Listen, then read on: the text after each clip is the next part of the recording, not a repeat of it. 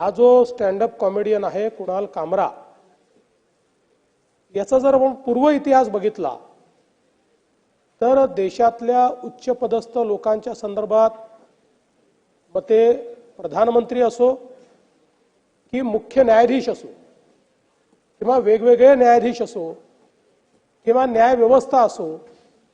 यांच्या संदर्भात अत्यंत खालच्या दर्जाचं बोलणं,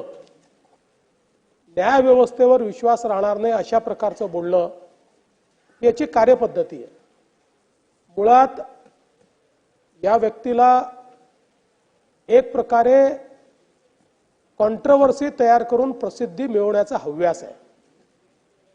आणि अशा या हव्यासातून ज्या प्रकारे राज्याचे माजी मुख्यमंत्री आणि विद्यमान उपमुख्यमंत्री माननीय एकनाथराव शिंदेजी यांना टार्गेट करत अतिशय खालच्या दर्जाची कॉमेडी करण्याचा त्यांनी प्रयत्न केला,